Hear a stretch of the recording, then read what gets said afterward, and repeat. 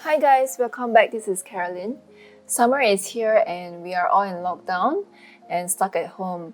What I love most right now is to get to visit the many flower farms which are in full blooms right now. So today let's travel together on my sketchbook. We'll be painting a scenery landscape of the vast sunflower fields. To start off, I have done a very simple sketch of the landscape and it is separated into 3 sections. First, we have a hill of sunflowers in the foreground, and right behind there will be another distant field of sunflowers, and the third sections will be the skies. I have sketched a few circles, and this represents the main center, the brown center of the sunflowers, and they are there just for me to have an idea where I like to place my bigger, closer flowers. Mixing sepia and a bit of yellow ochre, let's start with the center portion of the flower.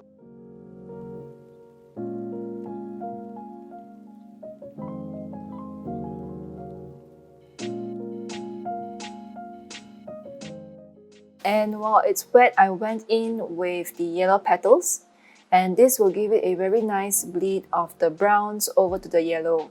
Overall, I'm being very loose with this, just trying to get the overall portions right.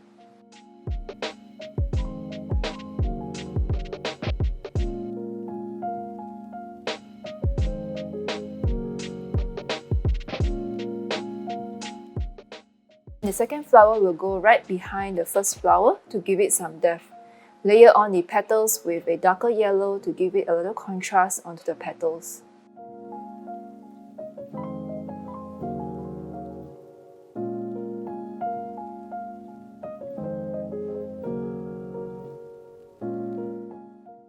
Mixing some dark greens, let's paint in the stems and leaves.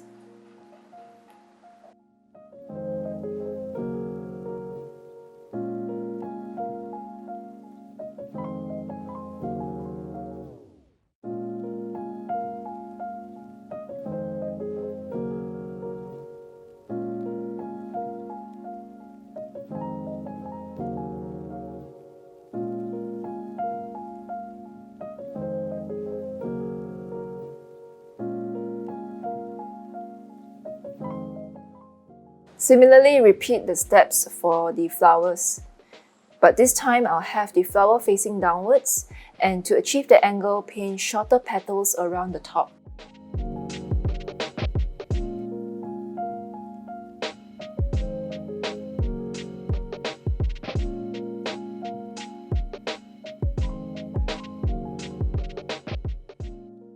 Let's keep adding a few more flowers in the foreground.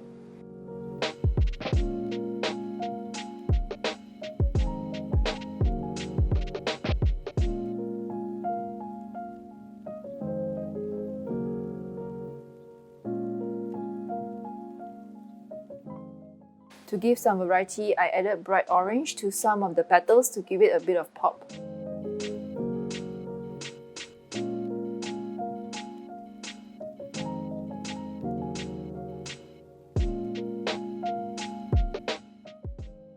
And now using the same dark greens, fill in the rest of the bottom white spaces with brush strokes creating the shapes of the leaves and the stems.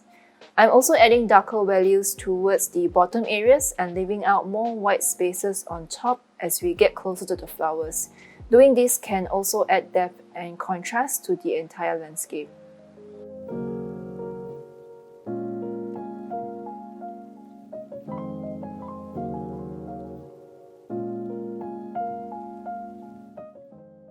I feel that the bottom dark greens are a bit too cool, so I added some sap green to warm up certain parts to give it a bit of variation in the hues.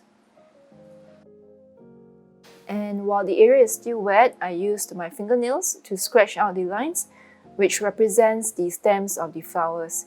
This is another easy technique that you can try to create some negative space of the stems.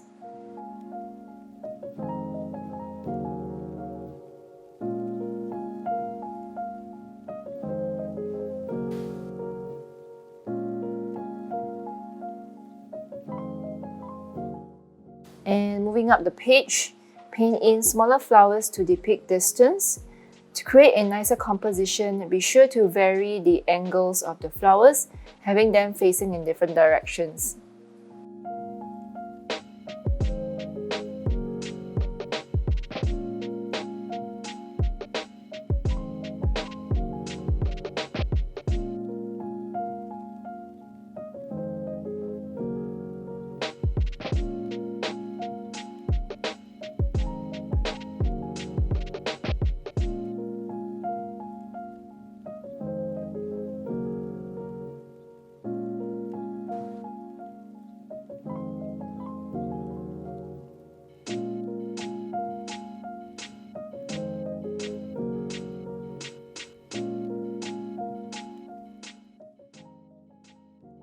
As we get to the end of the hill, the flowers becomes less visible and all our eyes could see is just a vast area of yellow. So I'm going to fill the entire area with yellow and then creating random brush strokes to show some abstract shapes of the flowers. Mix the hues up a little with some orange and yellow ochre.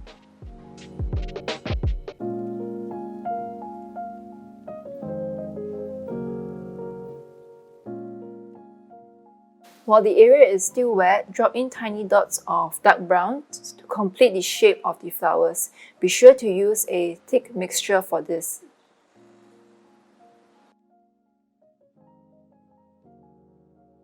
For some special effects, I use a stiff brush to splatter in the browns.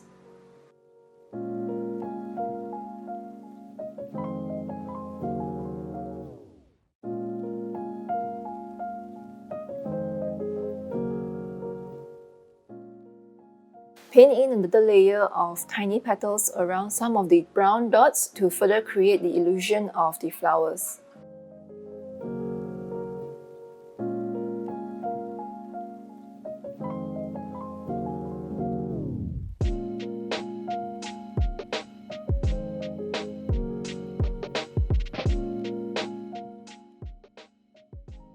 Let's continue to work on the other page. The rest of the steps are pretty similar, so I'll let you enjoy the rest of the painting.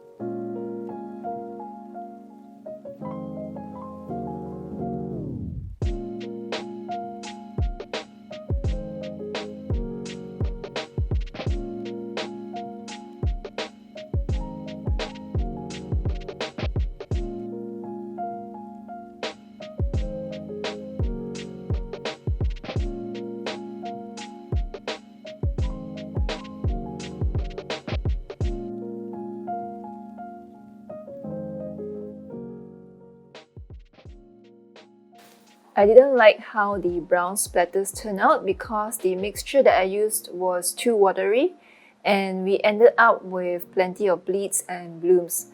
So I'm going to wipe it off and do it again.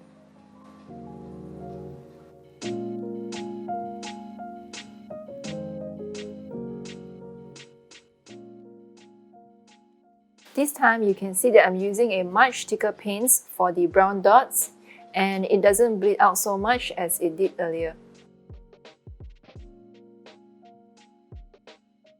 For the fields behind the heel, I'm using dry brushing technique to give it a nice contrast to the softer effects which we use in the foreground.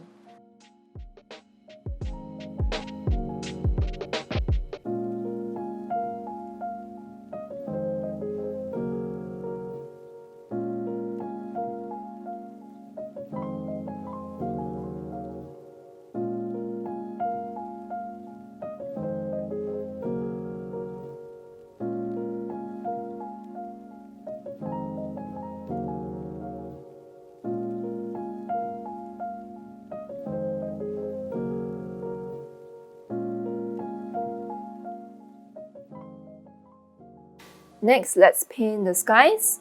Here I'm going to use baby blue color.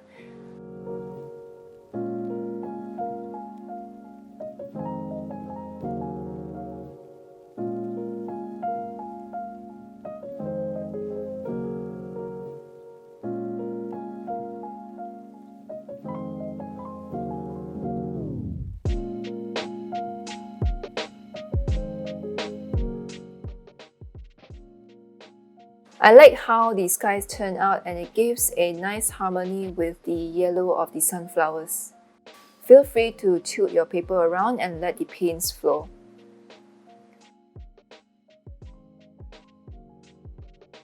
Using a smaller fine brush, I'm going to paint in a small hut with some surrounding trees.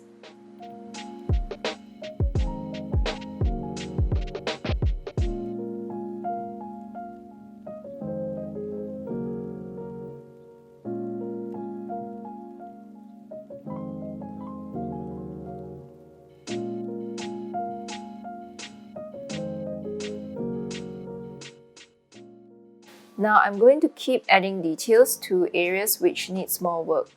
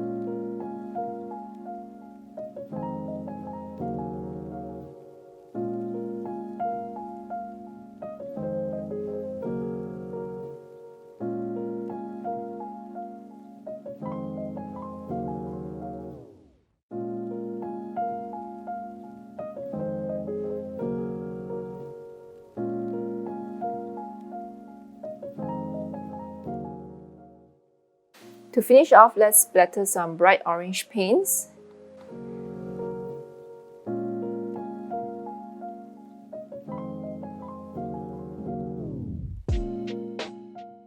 And that's all for today's painting. I hope you enjoy watching me paint. Do give it a try. This is a very relaxing, loose and free style of painting landscapes. And I think this already adds another beautiful page onto my sketchbook. And if you're still here, thank you very much for staying until the end. Please give this video a like and let me know what other landscapes you'd like me to paint on my sketchbook. And that's all for today's video and I'll see you next week.